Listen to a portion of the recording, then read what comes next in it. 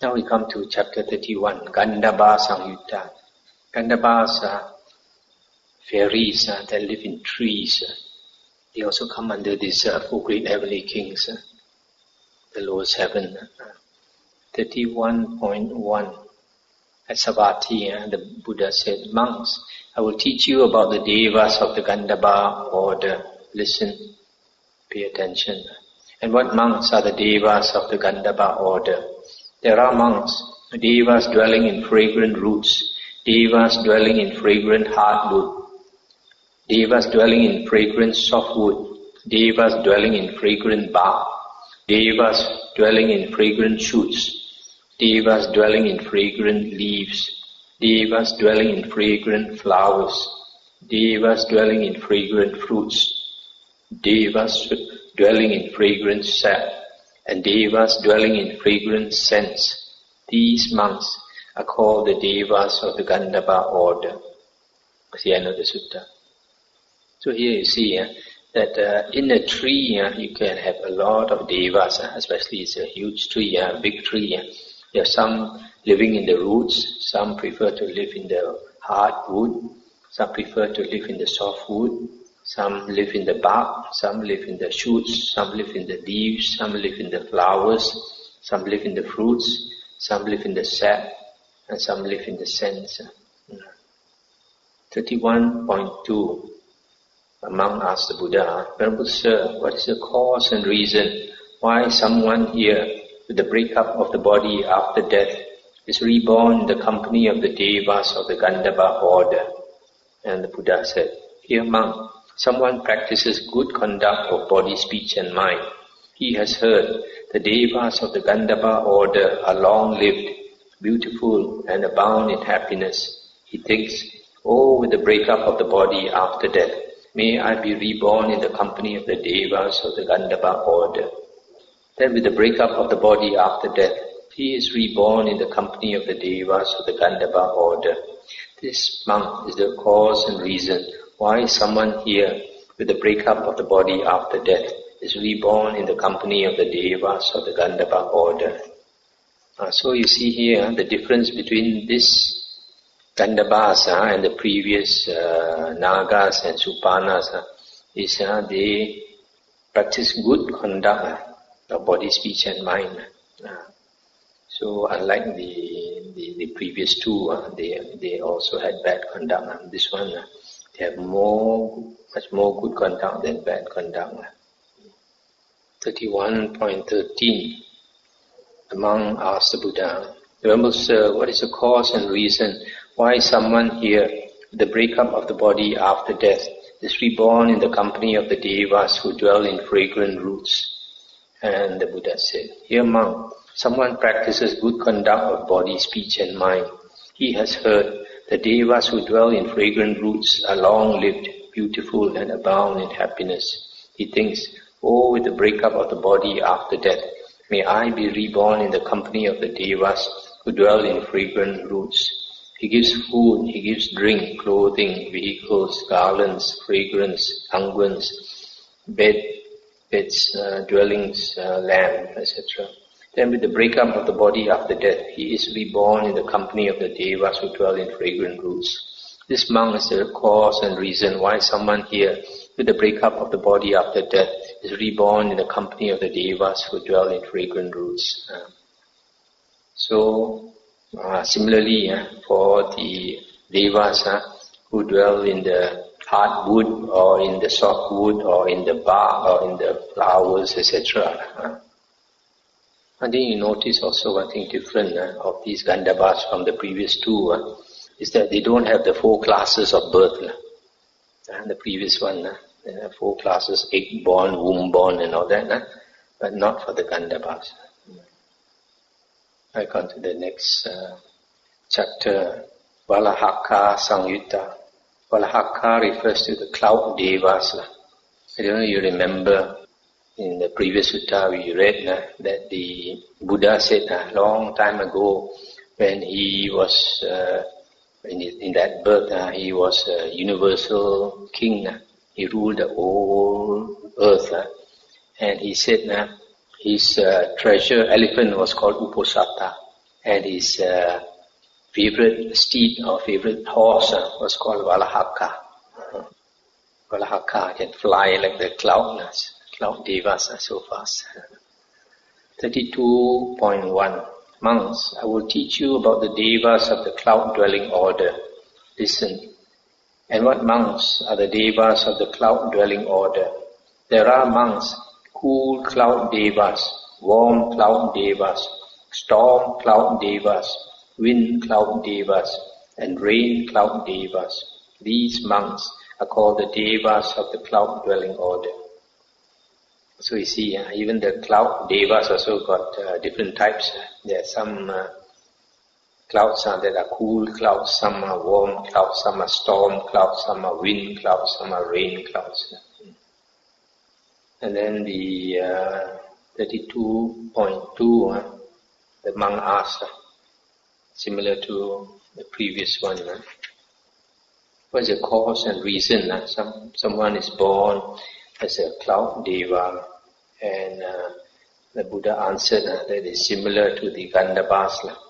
A person practices good conduct of body, speech and mind, and he aspires to be reborn as a cloud deva. So after that he is born as a cloud deva.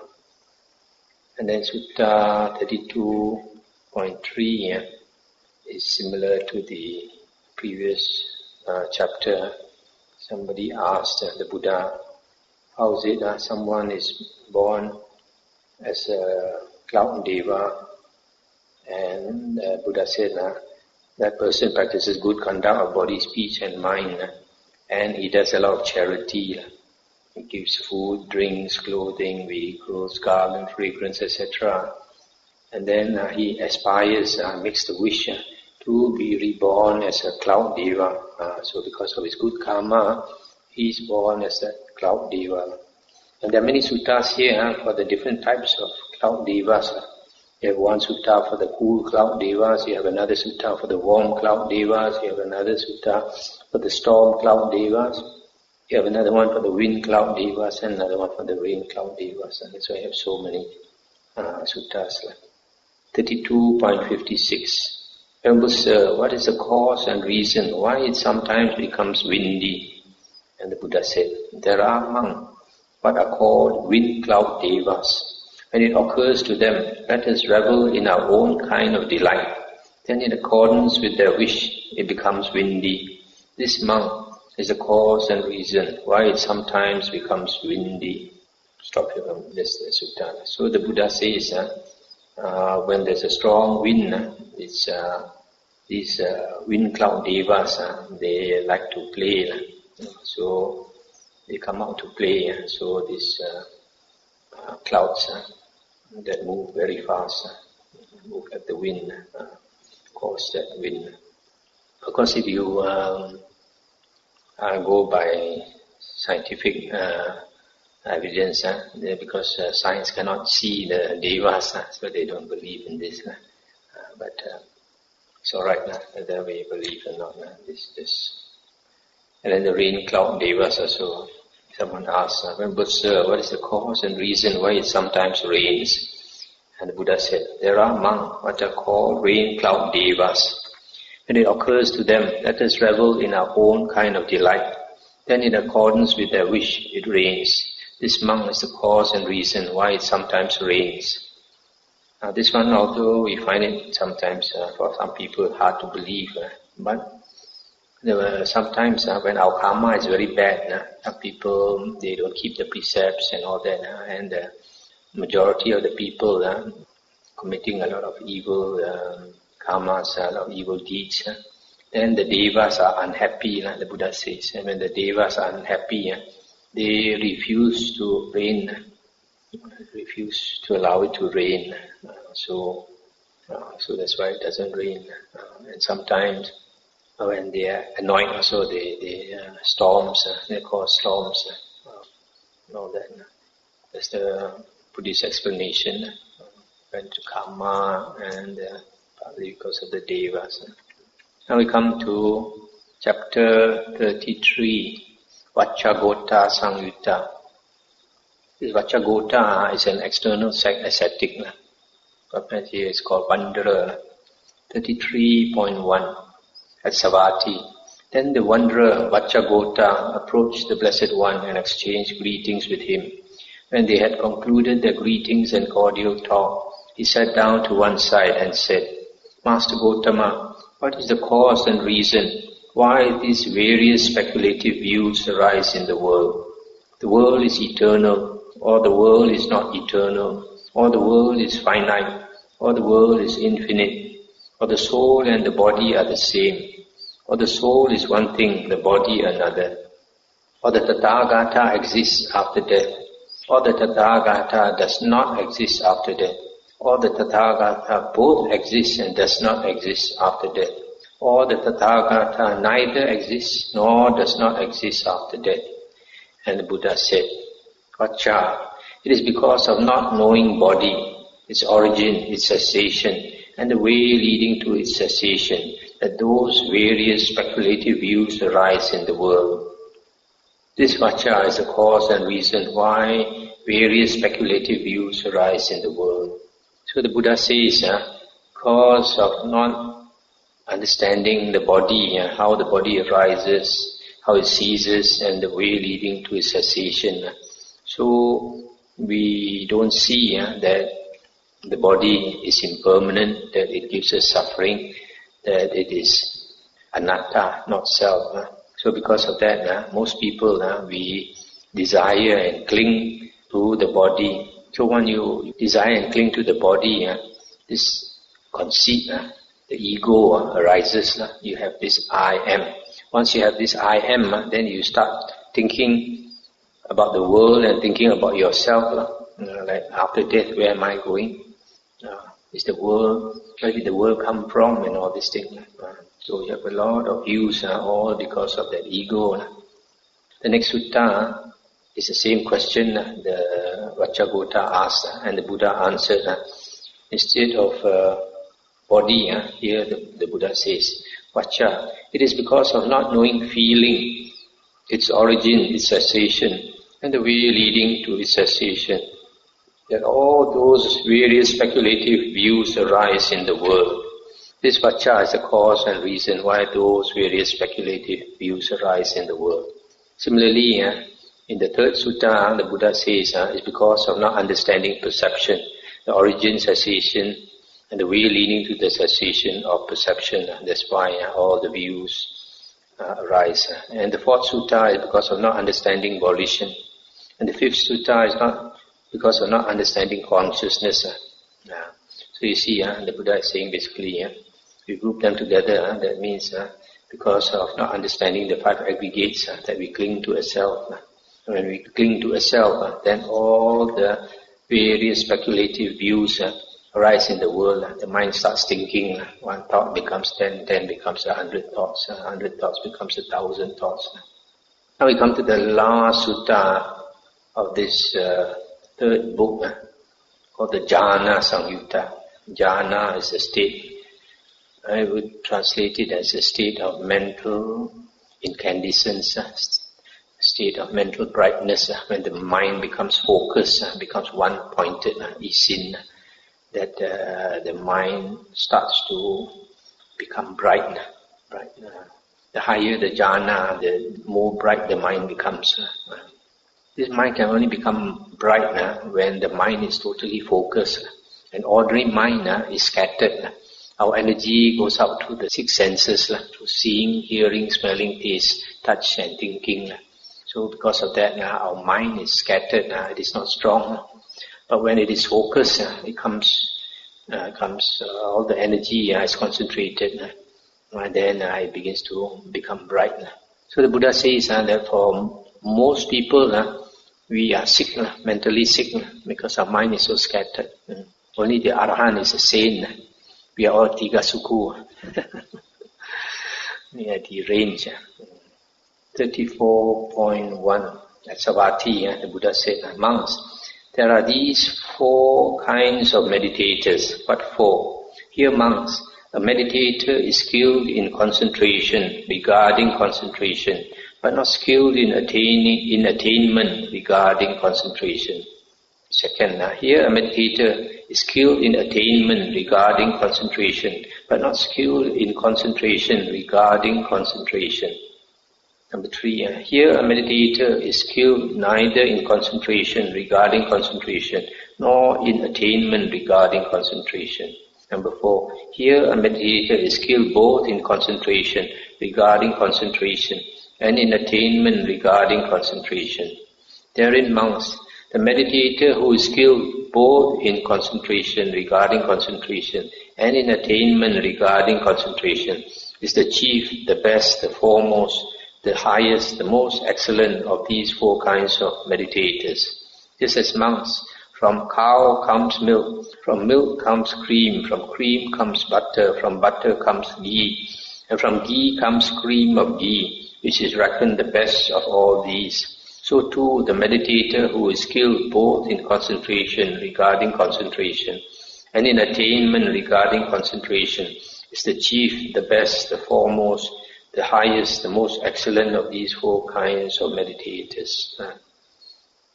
So this one, skill in concentration regarding concentration, I'm not sure, maybe it's about the knowledge about concentration. What are the states of concentration? What are the characteristics and all that? And skill in attainment is being able to attain these various states of concentration.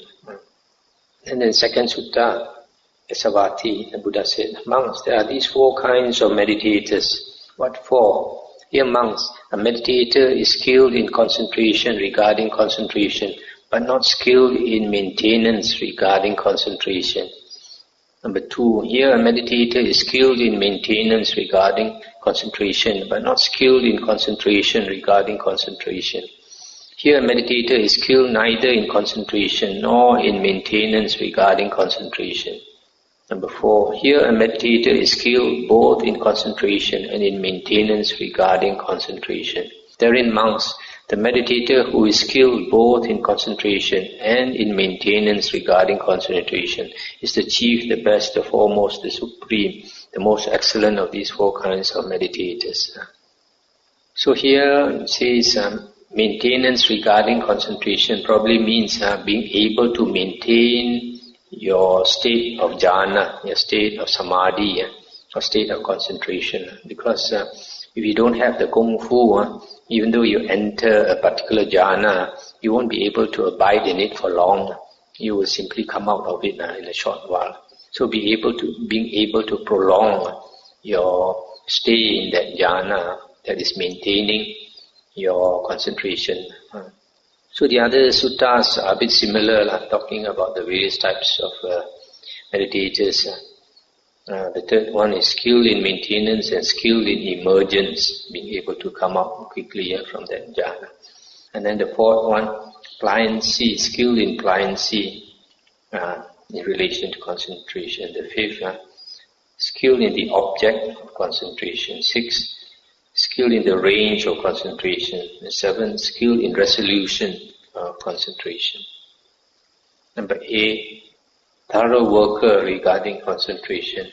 Number 9, a persistent worker regarding concentration. Number 10, one who does what is suitable regarding concentration. So all these suttas here are all about this, all the different types of states concerning concentration. And it's not very interesting, so I don't think we want to go any further. So that's the end of this third book of the Samyutta Nikaya, the Khanda Samyutta.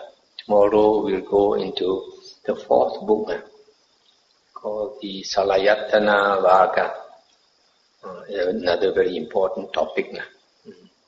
So we are proceeding quite fast. After 1 month, about 1 month, we have finished 3 books. So it looks like before the end of the Vasa we would have finished. I thought we might not be able to finish. So if we finish early and we have time, I consider doing the next Nikaya. It's the Majjhima Nikaya. Okay, I think to discuss. Yeah.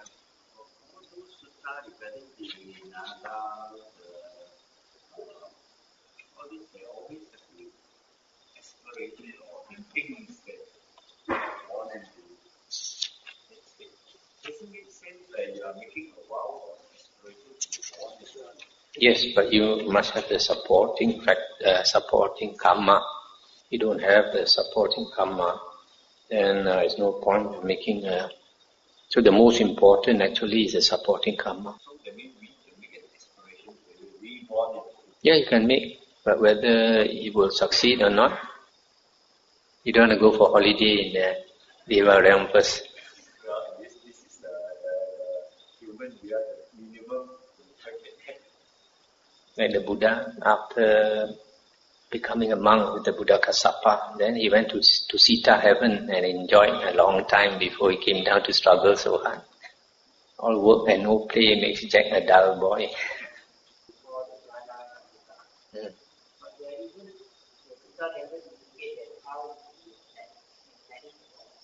See, in the suttas, the Buddha did not give very detailed description of the meditation. I think probably for a good reason, because if you give too detailed instructions like what is being given nowadays, then our mind is very cunning. We like to believe that we already attained it.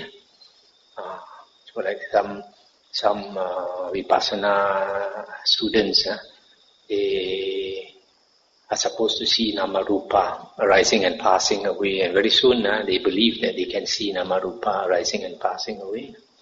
And similarly, for those who practice samatha, the teacher tells them they are supposed to see the light, and after a short while they believe that they see the light.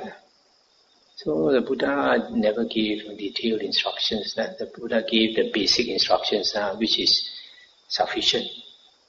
The rest, you will go and do the work. You go and do the work, and then based on your own experience and your own wisdom to guide you, it's not difficult. The difficult part is whether you are willing to let go or not. When you let go, you go faster. It's like a ship. If you carry a lot of goods on your ship, how can you go like a speedboat? You must throw away all that extra load. Then only your boat will go faster and faster. So like this, prolonging the jhana and all that is from constant abiding.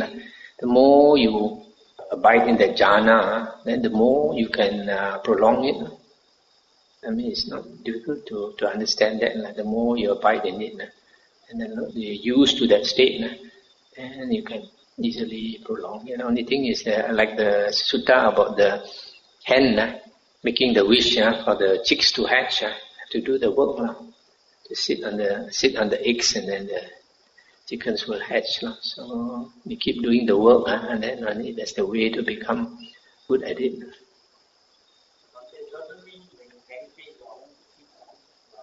Right? Yeah, it doesn't mean that. But sitting long is helpful if you want to attain samadhi.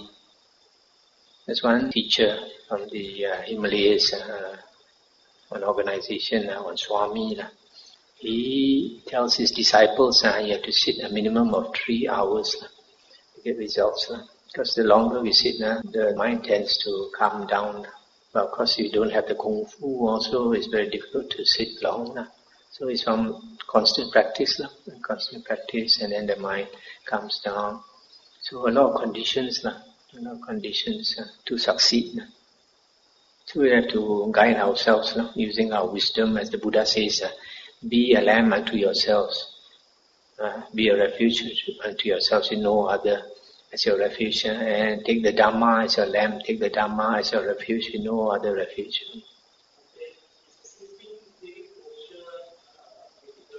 Sitting posture is important in the sense that your spine has got to be straight. But whether you cross your leg or not is not important. And not so important. If you sit straight, there are some people, maybe their legs are a bit fat. They have to sit on a chair. It's also okay. As long as your spine is straight. If you sit on a chair, it's best not to use one with a backrest. If there's a backrest, you tend to relax into it. Actually, if a person attains good samadhi, the anger drops very suddenly. If a person attains assess concentration, even some of our Buddhist supporters have told me they practice, and then one day they suddenly, the temper suddenly gone down. The children also notice. So it is mentioned in the suttas that this is assess concentration. When you attain assess concentration, the mind lights up. The mind lights up, and the anger and the lust goes down very much. So that people notice it, and you notice it also. It's not that you don't have temper, you still have anger, but it's reduced very much.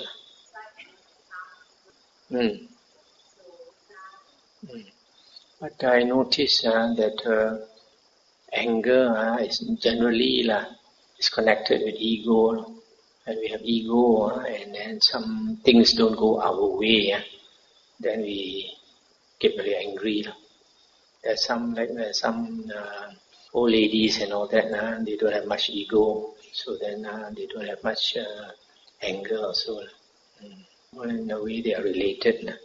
So understanding the suttas is very important. When we read the suttas or listen to the suttas, then we have a better understanding. Then we know the danger of anger, we know the danger of the ego, then we learn to cut it. I have one supporter, he's a businessman. He has been listening to the Dhamma talks and he has the wisdom to understand much of it. He told me before he heard the suttas and all that, he had a bad temper. If somebody says something that he doesn't like, immediately flare up. But now after learning the Dhamma, he realizes not good for his ego. So immediately doesn't allow himself to get angry. So understanding Dhamma is also very important, helpful.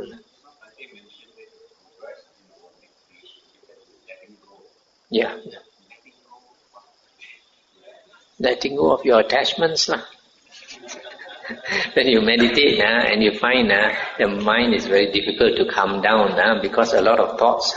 You analyze the thoughts. What are those thoughts? Those are your attachment. Those are those things that you worry about. You keep worrying about those things because you are very attached to those things.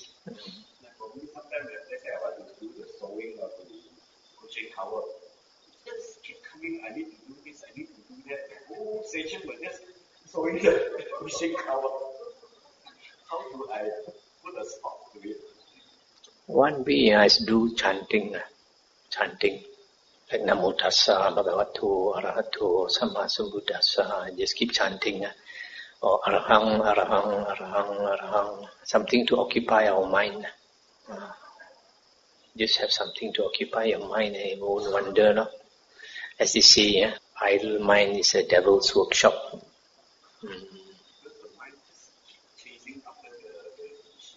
This chanting is a long Indian tradition. They like to chant mantras, but it's not necessary to chant mantras. We chant our Namo Tassa, Arahang, or Buddho, whatever you like, or Namo Buddhaya, Namo Buddhaya, Namo Buddhaya, like that non-stop. Very helpful. The moment if you keep chanting, your mind doesn't stray.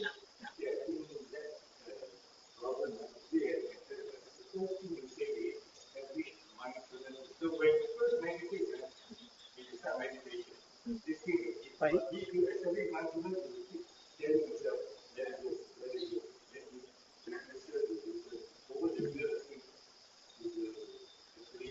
But just now I think he was mentioning sewing, doing sewing.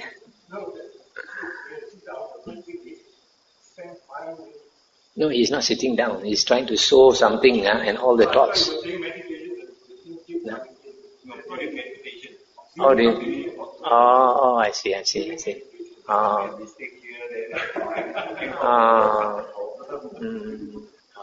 Mind just refuse to let go of the problem, even though I tell myself, yes, forget about it. After a while, it just come back again. That is the chap chok, attachment.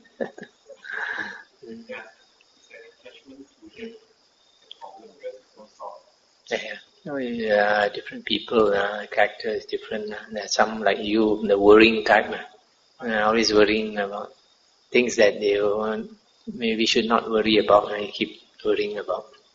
Habit. Because the work is not finished, Yeah. the problem is not solved, so the mind sort of just want to change after the problem, try to feel the work is over, then let go of it.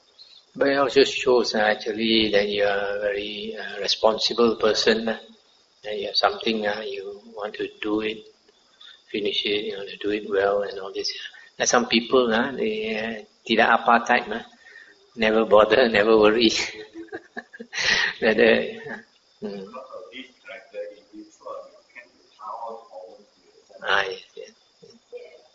I think especially we have China genes.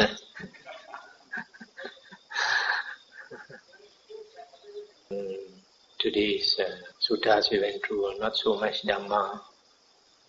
You mean engage in sexual intercourse? It depends. Firstly, if he engages in sexual intercourse, firstly he should be expelled. But if he does it with a nun, then he's not allowed to reordain. Yeah, I should apply, because when a person wears the robe and he takes himself to be a samanera, and other people take him to be a samanera, so he's expected to behave like a samanera. No, the Buddha didn't say that.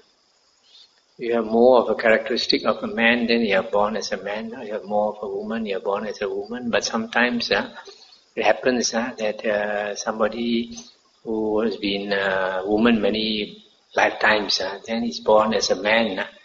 Then he behaves a bit what we call pondan, because his character is more...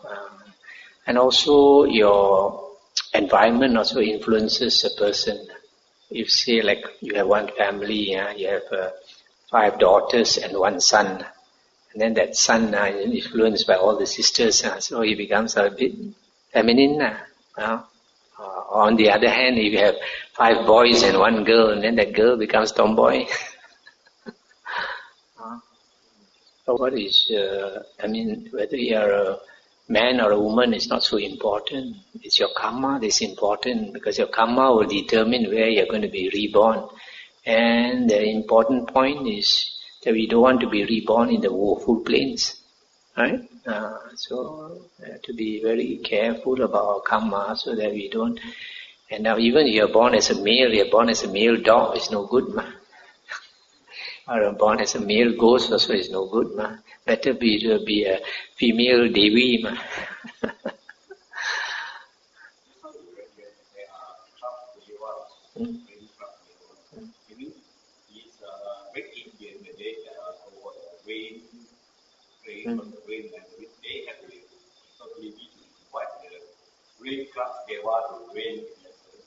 Possible. Yeah. For those people who don't believe in these cloud devas, it's a good reason to believe. Actually, it means, to my interpretation, is to the first step. First step is to set up mindfulness. Not like physically in front. First thing when you meditate, first thing to do is to set up mindfulness. Sometimes these expressions, like this, is a translation from the Pali, Indian language. Surprisingly, Indian language has 1 or 2 things similar to our Chinese language. In the Vinaya books, they said that say like you have a certain sima, a certain boundary. If you reside outside the boundary, you are not considered a member of the Sangha. So, like in Hokkien we say, "Luk khia ti tolok." Actually, you are asking where do you stay, but literally, where do you stand, isn't it? Where do you stand? And Hokkien, "Luk khia ti tolok" is where do you live, but literally is where do you stand. And the Indian language also is the same. In our Vinaya book, it says, if you stand outside the boundary, you are not a member of the Sangha. But I believe it means if you reside outside the boundary. So sometimes these words, you have to know the meaning. like when you say, what we say, idle gossip, don't engage in idle gossip. And in the suttas it says, don't talk animal talk. Don't talk animal talk. Animal talk, to an Indian, animal talk, talking about all kinds of rubbish, all kinds of nonsense. It's mentioned there fragrant, maybe they prefer fragrant trees. There are so many trees to choose, why don't you choose a smelly tree?